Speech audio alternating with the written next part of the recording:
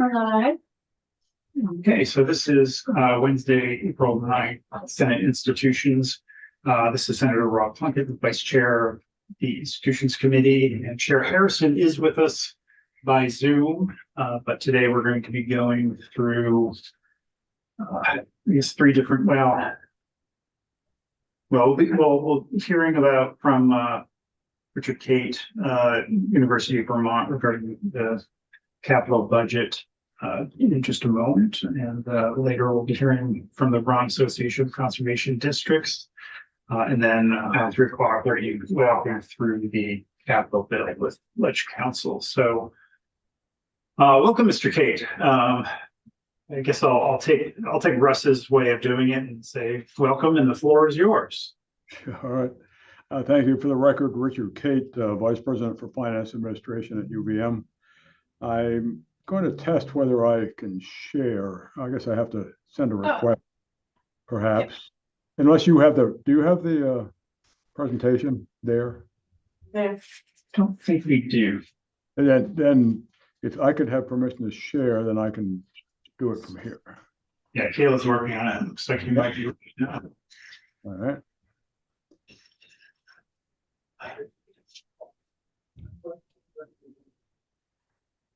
Looks like we're making progress here.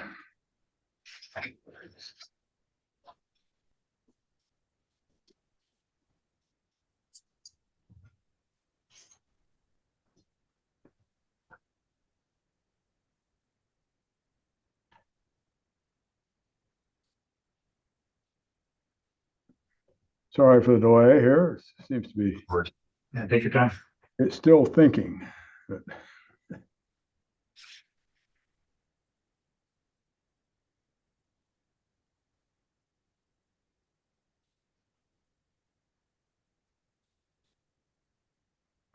are you able to see that all right?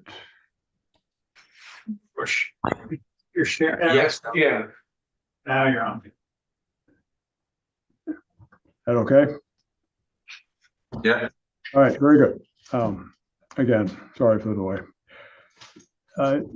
Many of you have seen this before. This is just a reminder of the fact that the university has some old buildings that we call historic, and they consume a fair amount of money in terms of deferred maintenance and keeping them up.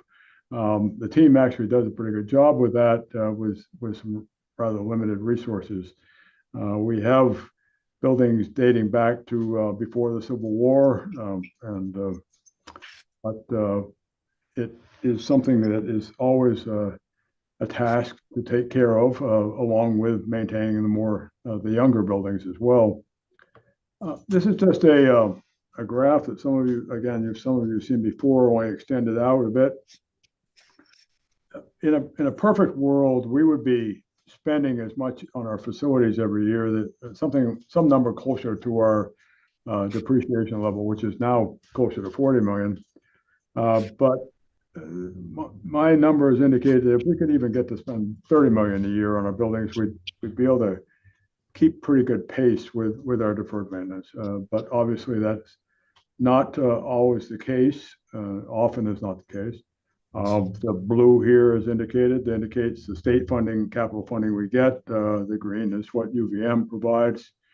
We provide it through different means. So one is around if, for instance, the building is going to have a major renovation or be replaced, we issue bonds. The university has about $540 million in debt in terms of the mortgage on the various bonds for our facilities. Another is we have a piece of deferred maintenance money that we have allocated in our general fund budget that we use. We have the state capital appropriation, obviously. And then we also have a smaller amount also in the operating budget that's dedicated to our facilities unit for smaller projects. We also use funds from what we call our renewal fund. And this fund, ever since 1992, I wish they had started it back in 1863, but they didn't. But ever since 1992, we put 1% of the the capital cost of any facilities project into a fund in our endowment. And then that money is, when it's used, is dedicated specifically to that particular building. So, and we use it, for instance, if the boiler has to be replaced or the roof has to be redone, some major infrastructure piece has to be taken care of. And that helps us with our newer buildings. It does not help us with our older ones.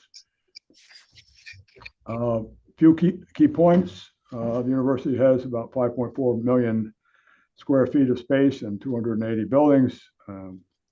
64% of our buildings were built before 75, and again, we have some that were built before the turn of the last century. We continue to work at it, and we keep looking for creative ways to deal with it.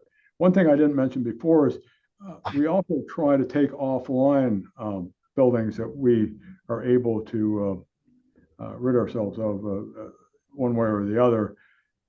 We recently sold a building here on Main Street that it was not directly connected to the campus. We have 6 other buildings that we have vacated. These are places that were old homes that were converted for use by the university. And so we are taking different approaches with some of them. A couple of them probably need to be taken down. One will be repurposed, and then we're still considering what we're going to do with another one. One of our biggest targets is Dewey Hall, which is on the corner of Pearl Street and South Prospect Street. It's the original home of the University's College of Medicine. It was built in 1906. It's a wonderful building, but it has about $40 million worth of deferred maintenance, and it is functionally obsolete as a academic building.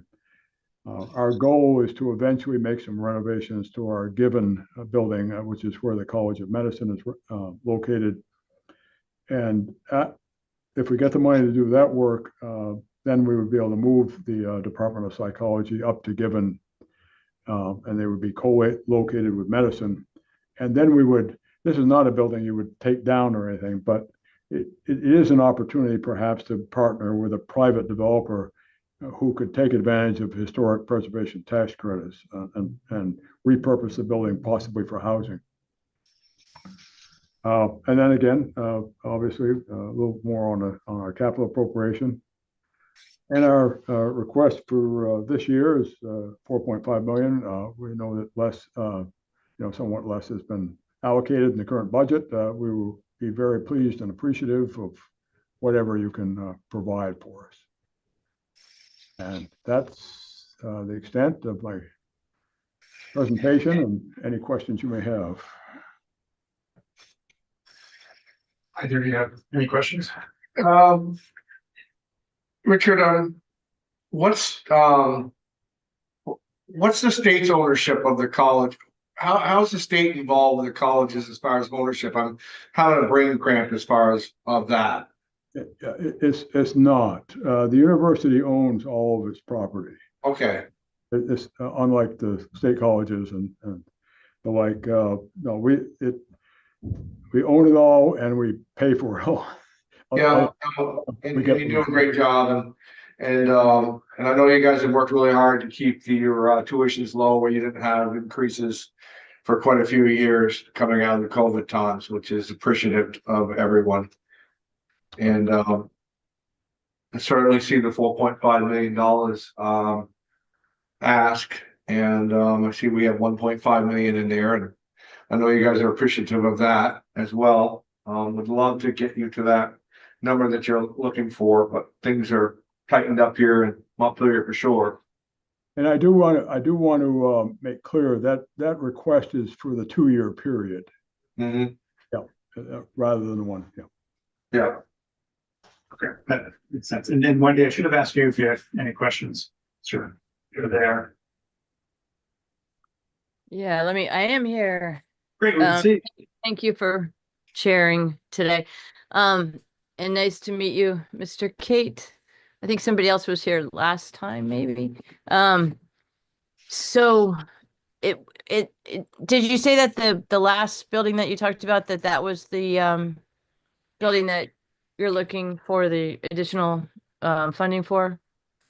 Well, Or was that just an example of one? that's just an example. Okay, The renovations that would be required to move that college is about 45 to $50 million. So Hmm. we would certainly, if you gave us more money, we'd certainly consider putting it in that pot, but we'll have to find a way to get the rest of the money. Okay, so you're just trying to get your regular funding up Yes, to what it was previously. that's right, yes. Okay, We- all right. Well, With the state appropriation, we tend to identify projects that will consume the entire amount, so if we look for $1.5, $2 million projects and allocate the money there. The one exception to that is that back in the early 2000s, when Jeffords Hall was going to be built, we accrued the state appropriation for several years, and then put all that money against that larger building. okay, and you're free to do what you want.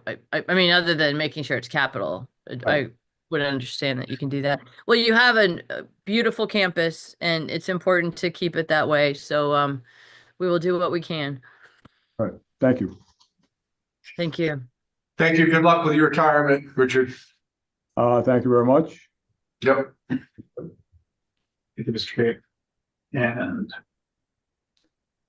we don't have the conservation districts until 2:15. So right now, it seems like, unless we have any discussion, it makes sense to adjourn until 2:15, unless anyone has any other thoughts on that. I'm good. I'm good. I took the Kleenex.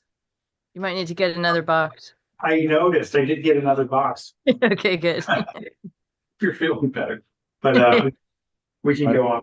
Okay.